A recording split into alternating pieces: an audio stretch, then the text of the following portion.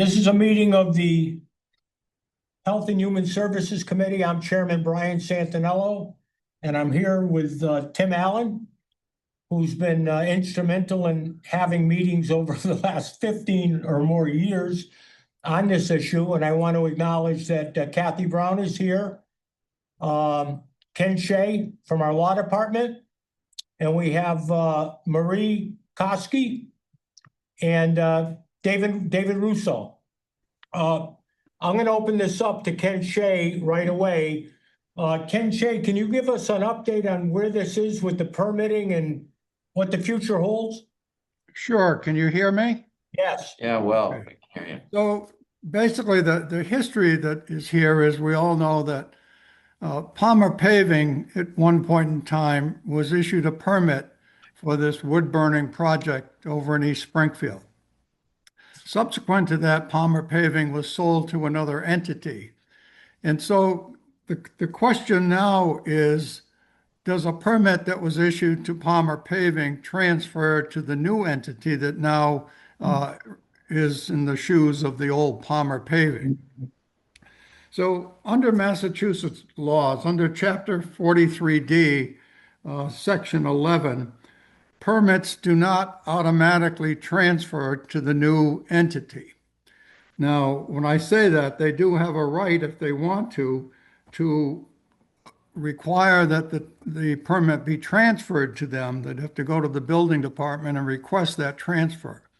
I've put a call into the building department and trying to get an answer to that. I haven't got that yet, but once I do, I suspect that they haven't done that, but that's just me suspecting that, but they do have that right. So right now, the status of everything is that it would be in limbo. The law that has kicked in gives this entity that right to request the transfer, but we don't know yet if that has been done. Like I say, I put a call into Steve about that. So that is basically where we are on the legal issue of what could be done in this particular case. Now, the permit that was issued is only good for 5 years. I don't know how much time is left on that. Probably not a whole lot. Okay. So When you that's, say that, excuse me, Ken, when you say the permit that was issued, you mean the one they just got a month ago? well, the initial permit was issued to Palmer Paving. Okay, So that permit did not automatically go to the new entity. gotcha, all right. So if the new entity went into the building department and requested a new permit, that would change the scope of what I'm explaining to you. Okay. Okay. And I haven't got an answer to that. I put a call in and I'm waiting to hear if this new entity asked to have that permit transferred to it. And we don't know how much of that permit. Could you identify yourself, please? Yeah, sorry, Vern MacArthur, Springfield Climate Justice Coalition. Thank you. We don't know how much of that permit time had already been used before it entered the legal process when it was put on pause, right? So we need to find out how much of that permit is remaining. That make sense? It does. If it was paused while there was the appeal, is that what you're speaking of? The case? Is that what the pause you're Yeah. speaking about?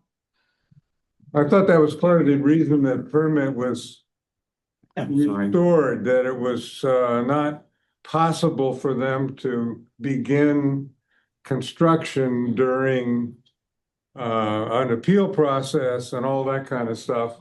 So they didn't count that as permit time. So we just need to find out how much time is left on the permit. And that's what you would find from Steve Desilets, maybe? Yes, the building department would have that information. I haven't got that information, but they could tell you what that is. Yeah, So there's a chance that this might not go forward on their part. I'm sorry, Brian?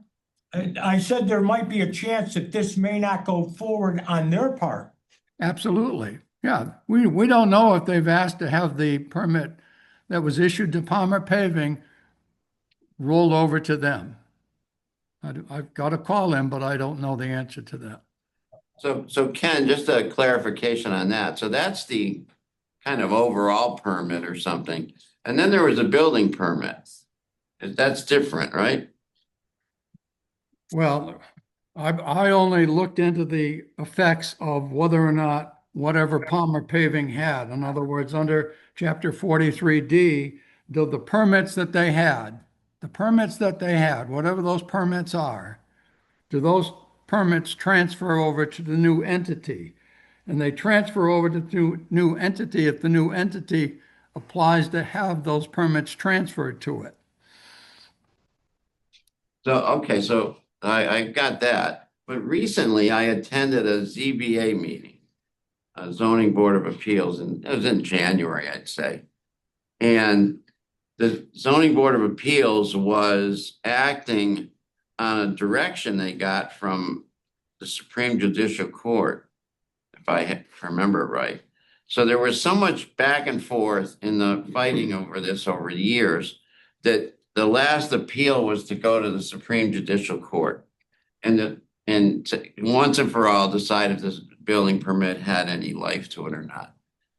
That's not the permit you're talking about, I don't think. It's just the building permit, as far as I know. So the Supreme Judicial Court ruled, we don't want to look at this. You guys have been haggling over this forever. We don't really want to rule on it. We just decide that, so we said Springfield at this point should just, give them the building permit. So that was a dictate of some sort from the Supreme Judicial Court or some other entity like that. So they said, you guys build at the ZBA of Springfield, you have to issue the building permit. So I went to the meeting and it was a 10-minute meeting. It was just a simple reason of having a ZBA meeting to formally vote to issue the applicant or whatever a building permit. So that's what happened. And that happened, as I said, within the last couple of months.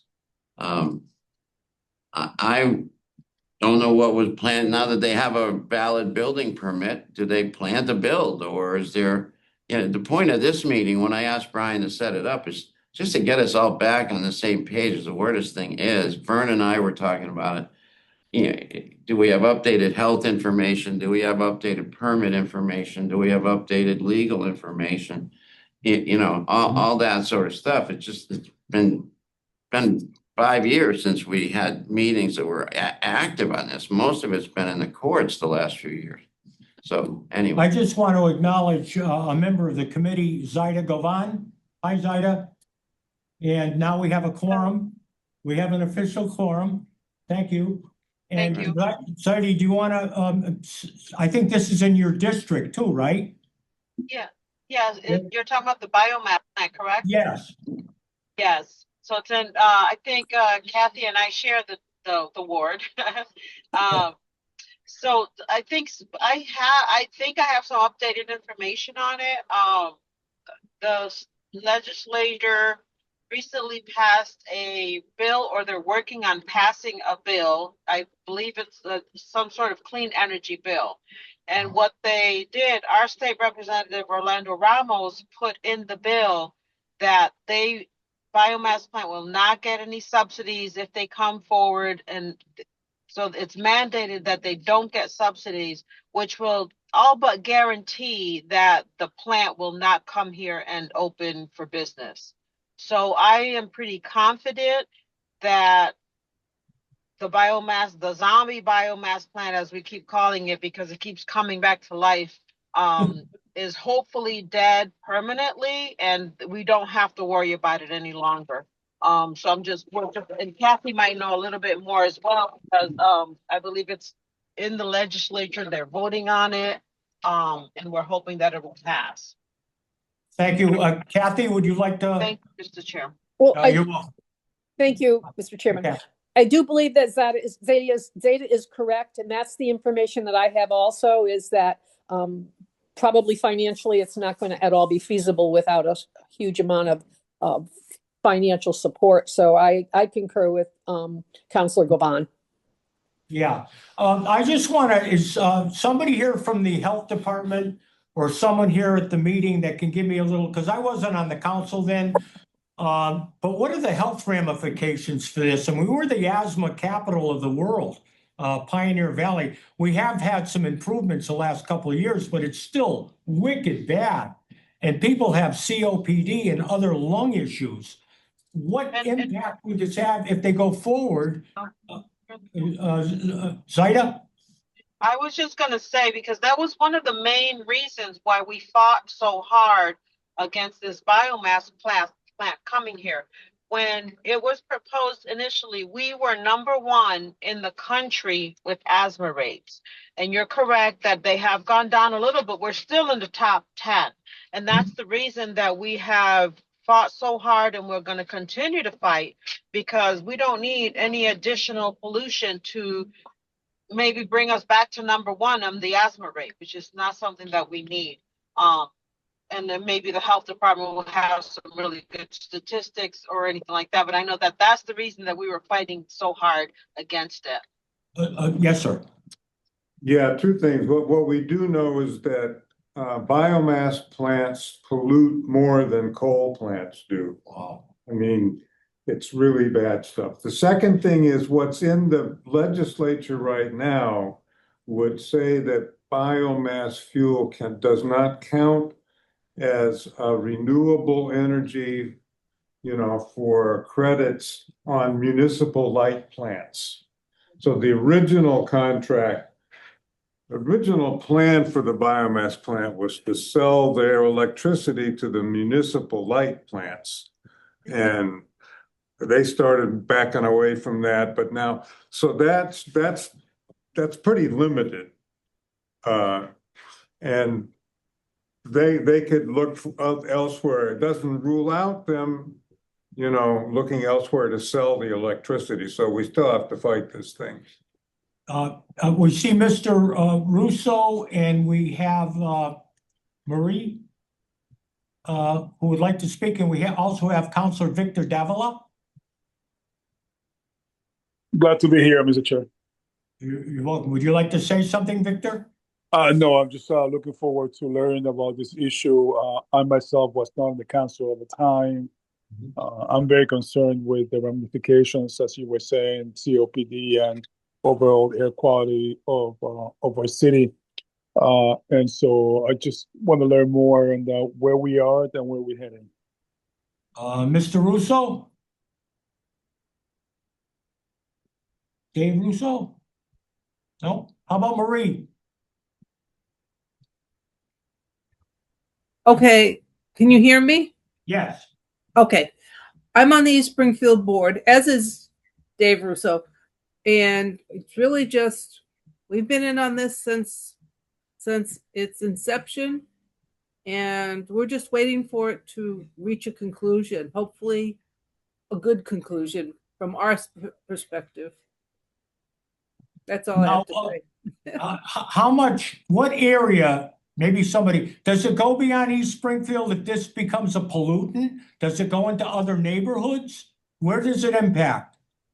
There is, the original plan, as I recall, called for a 200-foot smokestacks with scrubbers, and supposedly 98% of what came out of it, and this is all what they've told us, mind you, not is pure steam vapor, and there's only 2% pollutants. And it sounded like, honestly, it was going to head north towards South Hadley, Amherst, Northampton. It was going to be up there. I don't know how accurate that all is, though. And Kathy can correct me. She has a better memory than I do for these details. Yes, sir. Well, the reality is smoke doesn't know state or city boundaries.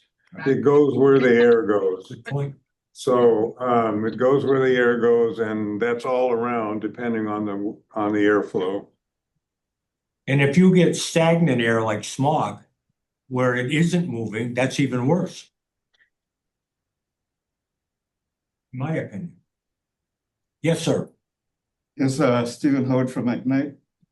According to the Asthma and Allergy Foundation of America back in 2001, they wrote, Springfield ranks #1 for its high asthma prevalence and high number of asthma-related emergency room visits. The area has the highest number of asthma-related emergency room visits in the US, as well as a high rate of asthma prevalence overall. High pollen counts are also a big factor to Springfield's residents in asthma. Now, it goes on to talk about, it breaks down the numbers. There's another report that I couldn't pull up right now that said that 2% of homes in the US use wood burning fuel. Of that 2%, it contributes to 21% of toxins that impact people who have asthma and other similar issues to deal with. Now, what I'd like to do is send the councilors and the former chair of the Finance Committee, Councilor Allen, some information on this, as well as folks who would like to receive it, because it gives statistics, it has maps that shows that in addition to Springfield being so high, as well as the Massachusetts, that there are about 4 cities in New York, just west of us, that also are ranked among the top asthma related areas in the nation. Some of them going as far, ranking as high as number 10. So since that air comes from the west to the east, not to mention the fires that are burning in California, in Canada. And what comes down, what comes up from the Atlantic and from the Caribbean and so forth coming up, all that comes into the New England area. So now, if, in my opinion, if this is such a good deal for Springfield, why don't the owners of the plant put it in their neighborhoods, in where they live? That's all I have to say for now. Thank you, Mr. Chair, for recognizing me. Thank you. Anybody else? I thought we were going to have somebody from the health department here to answer some questions that I had as far as potential health. Issues. But we'll have to wait for Ken Shea to get back to us when he hears from the building department. And Mr. Chair, I just want to reiterate what Vern MacArthur said. He's my old professor from Springfield College. That biomass plant, the smoke and the toxins that are going to be coming out of that smokestack aren't going to be named Springfield only. You know what I mean? It's going to go towards Holyoke. It's going to go towards Chicopee, East Longmeadow, Amherst, Agawam, Wilbraham. So this is I think it's a region-wide issue, and we need to make sure that we stay on top of it. I'm really glad and really proud for the community in Springfield that has fought for this. I believe it started back when Jesse Letterman was in high school. This may have been his first fight that he fought as an advocate in the city with Arise for Social Justice with Michael. And so they this because they knew that this problem was going. Yep. Yeah, Jesse was in middle school when we worked on this together. And Counselor Edwards and Counselor Fenton and I were at the lead of, we repealed the one of the issues here is that they had been granted the permit by the 2008 City Council. And we found out as the 2010 City Council that this happened, and we, what do you call it, revoked the permit. It caused a lot of problems with Eddie Pakula and stuff. There was a lot of people thought we shouldn't have done that, et cetera, but here we are 15 years later. Well, we don't have a biomass plant. And so Jesse was a great advocate, as was Melvin and Mike and myself. Sarita Hudson, would you like to say something? Oh, yes, Sarita has a lot of information, yes. Hi, Sarita. Hi there. Hi there. Yes, well, I've been working with the Public Health Institute of Western Mass on the Asthma Coalition since 2013, and I know that our coalition has been involved since well before my time with Dr. Matt Sadoff, leading the way to talk about the impact of first of all, how heavily impacted the city of Springfield and communities in Springfield are impacted by asthma. We are no longer the asthma capital of the US, but we were for 2 years running, and we certainly still have some of the highest rates of asthma in our state, well above the national averages, above the state average, and folks are in the emergency room more and hospitalized more. And so any additional burden from an incinerator like the biomass plant is an additional burden on vulnerable community members, from children to older adults, people with asthma, people with COPD, people with heart disease, people elderly and young people. So it is children. So it is something that, we have always advocated that there should be some kind of health impact assessment for this plant. And it is disappointing to see the loss of the one legal case. I know there's another legal case that is still in progress. So happy that there's still an opportunity through the Mass DEP's air permit legal case. So, just thankful for the work that Senator Gomez and Representative Ramos have done on working to get the language in the energy bill to remove the subsidies for biomass. Thank you so much. And I just want to commend the people that opposed this all these years, because this would have been a reality by now if you didn't voice up in your opinions and have these meetings. This would have already happened years ago. And because of what you did, we'll keep our fingers crossed, you may have saved a lot of people some lung problems. Yes, it's Stephen again. Just want to share some additional information. During 2019 to 2021, in Massachusetts, most adults, or 52.8%, and many children, 39.4%, had asthma that was not well controlled. Almost half, 47.8% of children with asthma, 47.8% of children with asthma were unable to go to school or daycare for at least one day during the past 12 months due to their asthma. Older adults, 70 and older, were more likely to be hospitalized for asthma compared to all other adult age groups. Now, one thing I would like to add to this. Springfield has about 3, maybe 4 major highways where you have a lot of commercial traffic. Diesel.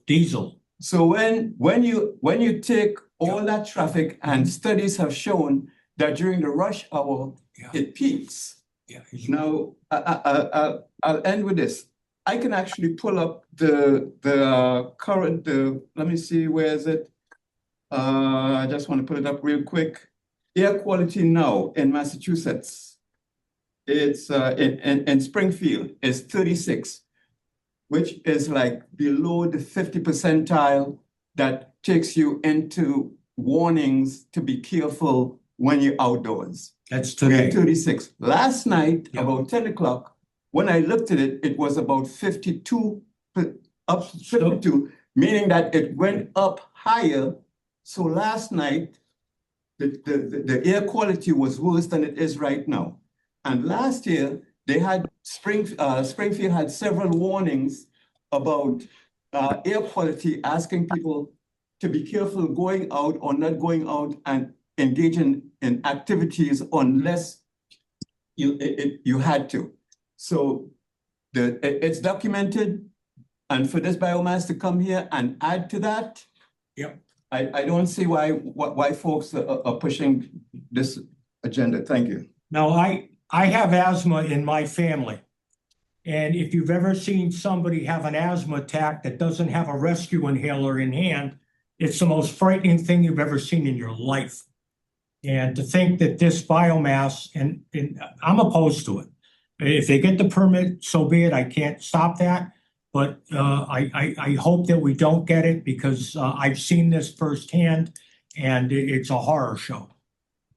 Yeah, and if I may continue, Mr. Chair, I'm really excited that Sarita's here. She's been at the forefront on this, her and her age asthma coalition. You know, I was with the Rise for Social Justice when we started fighting this, and I'm really glad that we did, because it's in my backyard. And I don't want it. We don't need it here in Springfield. And what Mr. Howard said about the highways, of course, that exacerbates the pollution and the, you know, asthma rate. So we don't need anything else to make it worse. Thank you. Thank you. And I'd like to thank, does anyone else have anything to say? Oh, yeah, here we have the press. Sarah Heenan in Reminder Publishing. Sarah, she's in my neighborhood. I was wondering if Kathy and Marie, if you could tell me what organizations or committees you are a part of? We're the East Springfield Neighborhood Council. Okay. And then my other question was, after the SJCs sent down that ruling saying Springfield had to give them the building permit, has the city heard anything from the company since then? Have there been any more plans through the planning department, any of that? That would be Ken Shea. As far, I am not able to answer that question because I haven't looked into those issues. So the answer might come more direct from the building department than from the law department. They're still waiting on the clean air permit, so they may not be. The villa? Victor? Yes, thank you, Mr. Chair. I just have a clarifying question. And I think the press sort of asked similar questions. We're here because the appeals court overturned the lower court's decision, and they instructed the city to give them a permit, correct? Right. Okay, and so this is not coming back to us directly. No. Now, in terms of, I think Councilor Allen, it's good to see you, by the way, Councilor Allen. You say that the original permit was given in 2008, if I'm not mistaken.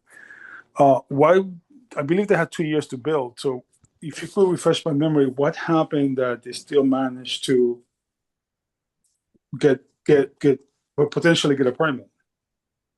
So those of us that were elected in 09, which included Melvin and Mike and myself and others, we became aware of it sometime after our election, the beginning of 2010. It started to be, started to circulate a little bit what this was. So we looked into it at the time. Mike was representing Ward 2, like he still is. And it was right between Ward 2 and Ward 8. And, you know, I don't remember exactly what meetings we had and stuff, but we poked around with it and we realized, that, Mike, this is bad. I mean, this is really not good. So we started, I can't remember obviously step by step, but we started a series of meetings and found out that the permit had been given and there were no questions in the permitting process. It didn't even go to committee. It was a power plant. and it was voted right through, without any committee meetings. And so they got and I'm not sure why there was a delay, why they didn't get their permit right away or whatever, but there was enough time for us to find out about it. And by the time we found out about it, we met with Eddie Pakula and stuff like that. And, I remember Mike and I once we all decided to revoke the permit, we had to decide who was going to tell Eddie Pakula that. And I drew the short straw, and I called him and I said, Eddie, we're going to revoke the permit. And, he did not agree. He went crazy on that. But we stuck with it, and we got a meeting for like around May 11th of 2011. And we revoked the permit. And the rest of it has all come as a result of that, just saying you don't have a permit anymore. So it was enough to delay things, and the delay has got us here today. Just one of those things where you were sure it wasn't the right thing to do, and you weren't sure what would happen. But thanks to that and to all the work of everybody here, we still don't have a biomass plant. Right. Right. And Councilor Professor- Allen, if I may, Yeah, did the city council pass a resolution about it? Mhm. I vaguely remember something like that. me? I'm sorry, through the chair to Councilor Allen. Yes, Well, we revoked the permit. I'm not sure I remember what the resolution I was. don't think there was any What other if we resolution. have a resolution? Sure. Once Would that be we something that we would be interested in doing? Yeah, I don't know. I just know once we revoked the permit, all this other stuff happened because they had been awarded the permit and all of a sudden they didn't have it. And you mean as far as saying that where the city council urges the petitioner not to go forward if they could, something like Yeah, that? something like that. Oh, it's an expression of opinion. Yes, sir. Yeah, I really think before the council does anything, we gotta find out Where the stick. who has the permit. Yeah. Whether it's been transferred, how much, what the permit says before there's any kind of, you got a lot of stuff to dig up in No, there. right. If I may, Okay. Yep. if I may finish, I agree with Vern actually. And I think the potential resolution might be an appropriate action for the body to speak as a body. But I guess, so we don't know where we are, I guess. We don't know if a permit has been issued. We basically don't know anything other than the court ruled against us, against the lower court. Mhm. well, that was the point of this meeting, Victor, was just since they got the building permit from the ZBA a couple of months ago, I was sitting there wondering, like, all the work we've done to keep this thing from here, is a chance it could still slip through. That was the point of having this meeting, Yeah. to get all of us who had something to do with this along the way, from whatever points of view we were, and get it all square. So we all hear from each other. And it seems to me there's still a couple action items after this, but Right. So, Councilor Allen, not to rehash the whole thing, but if this was given in 2008, there's a time limit that they have to build, and they didn't. So, can you explain to me why? I see that, I guess, what's the basis of returning the decision? I guess is what I'm trying to figure out. Oh, that's what we can talk offline. I mean, but I'm just curious. I know there's a timeline once we give a permit that they have to do something. well, you have to build within 2 years once you get a building permit. And you have to show evidence of that you did something that was construed as building. Mhm. And there was a lot of time where people like me were not involved in that detail, but the building commissioner, there was always talk that Steve Desilets had to make a judgment as to what they took some action, let's say PRE took some action over on Robbins Road or whatever street that the official address was. And then we'd go look and see if there was there truly something that was done by the petitioner that could be construed as positive construction action. And there was a lot of that jazz. I wasn't really involved in that, but it basically became a situation that they never really took action. And that's why they get the building permit and then there was, Mike or Jesse might remember more of that than I do on the detail. But, it was kind of out of our hands. I'm not sure as a council what we did after May of 2011 is when we took the vote. Imagine that, we're sitting here in 14 years later. 2026. And it's Right. The permit that was issued in 2008 is still being ruled as valid Uh-huh. 18 years later. Well, All so, right. yeah, this is great to have everybody in one room. I know we don't have everybody, we don't have every answer, but I'm feeling like there's a lot of us in the room who've been fighting against this thing and we're all on the same side. And now there's just a couple pieces of information we need to continue to get or pursue. But I feel better hearing from everybody. Yes, Victor.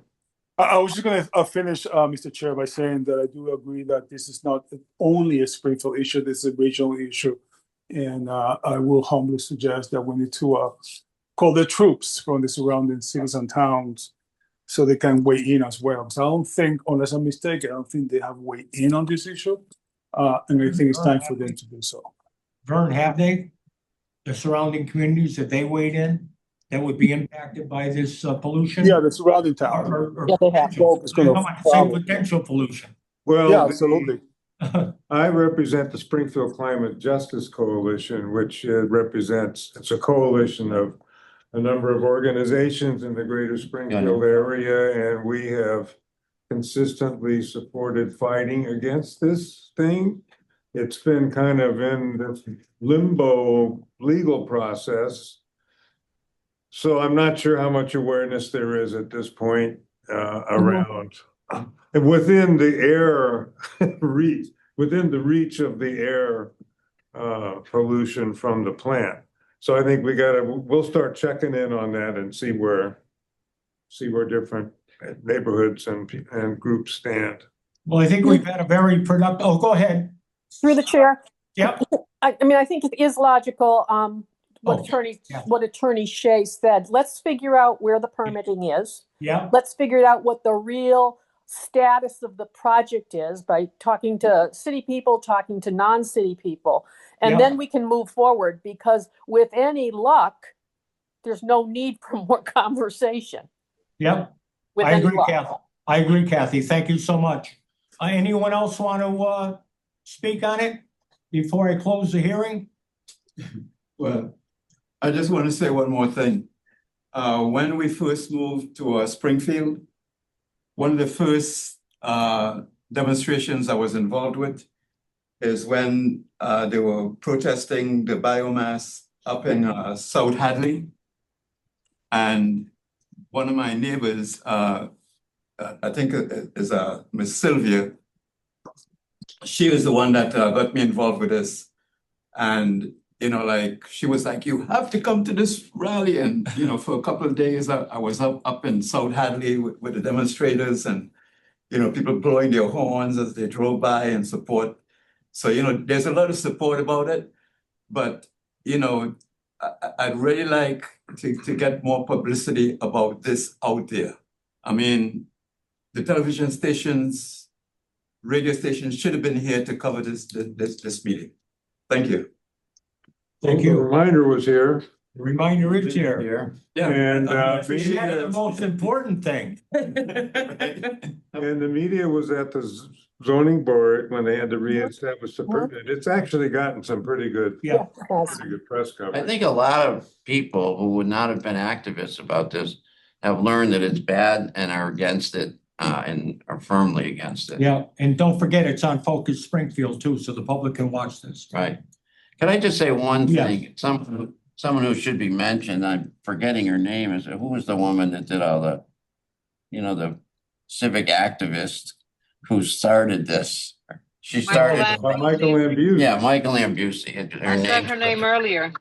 Yeah, so I'm sorry, I didn't hear that, but I just need to say that this is, all my years on the council, this is the best example of civic activism I ever saw. Here we are, 15 years later. And whenever this thing was, when it was a hot issue and people were, the lawyers on the other side were fighting against what we were doing and everything. She was so adept at being ahead of everybody else, ahead of all the fancy Yeah, lawyers, yeah. ahead of the high-priced people. Yeah. She knew the science, she knew the process. It was unbelievable. She just fed us info, and we were able, like, luckily in positions where that info could help us. And I just want to make sure her name gets mentioned. As she was in so many struggles in the Yeah. Springfield. Yes, I was on the council then. Jeez, shit. So anyway, thanks, everybody. Thank you, everyone, and this will be continued. Okay, thank you. You guys have a good night. All right. Thank you. Good meeting.